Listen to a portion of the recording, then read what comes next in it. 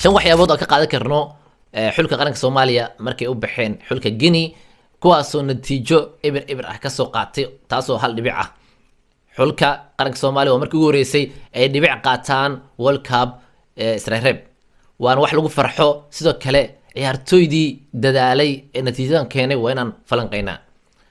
horta daafaca qaranka Soomaaliya kulligood waa fiicnaayeen oo daafacshadoodu inaba caadi ma ahayn waa isku xirnaayeen waxayna u difaacayeen sidii team qad ka dhaxe waa fiicnaayeen laakiin weerarka ayaa wali wax ka dhiman yahay waxaan arkaynaa daqiiqada ugu dambeysay in Jans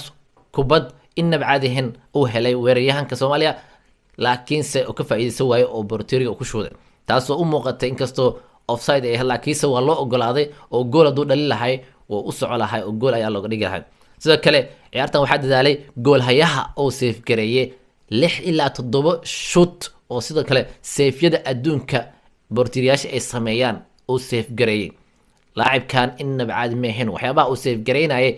wax la dhihi karo world class way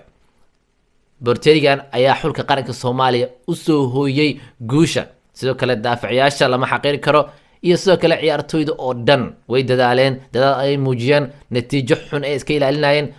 wayna keeneen natiijo fiican xulka qaranka Soomaaliya sanadkan wuxuu helay tababar Soomaali ah kaasoo waliba ciyaartoy qaranka Soomaaliya u soo ahaan jiray waa wax lagu farxo marka waxa u baahanahay ciyaartoy badan inay ku soo dhiiradaan inay xulkan ka soo mid noqdaan sida Taha Cali oo kale Taha Cali Sweden xulkeeda boos ugu banaana oo ciyaartoy badan oo da'yar ayaa xulka qaranka Sweden u soo baxay marka xulka qaranka Soomaaliya boos weyn ayaa ugu banaan kaasoo waliba ku muuji kara xirfadiisa sidoo kalena Soomaaliya ku caawi kara oo sidoo kale kubadaha quruxda badan gambiskiisa soo dhigi kara goolal badanna Soomaaliya way dhalin kartaa hadii kubadahaas ay hesho kale marka xulka qaranka Soomaaliya sanadkan way is aruursadeen ciyaartoydii ayaa isku wacday qurba joogtii way isla hadleen ciyaartoy badan oo wadamada kala duwan ka ciyaara ayaa la keenay sanadkan xulka qaranka Soomaaliya ee waaweynka inaba caadi maahan waa rajaynayna natiijooyin badan inay keenaan sidoo kale waxaan rabnaa xulka qaranka Soomaaliya in la maalgeliyo sidoo kale waxyaabo badan laga dhiso sida medicalka kale sidoo kale staffka kale tababaraha kale iyo sidoo kale trainingka oo kale marka waxaan u baahanahay xulka qaranka Soomaaliya inuu gaaro top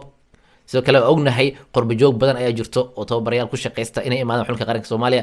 tababarnimadooda uga faa'iideeyaan ayagana shaqo ay ka helaan sidoo kalena sumcad ay ku sameystaan sida hadhowti kooxo waaweyn ugu tagaan marka xulka qaranka Soomaaliya sanadkan uu dadaalay dadaalkaasna waa u rajaynaynaa inuu sii socdo ciyaarta xigtana waxaan rajaynaynaa natiijo ka qurux badan tii hore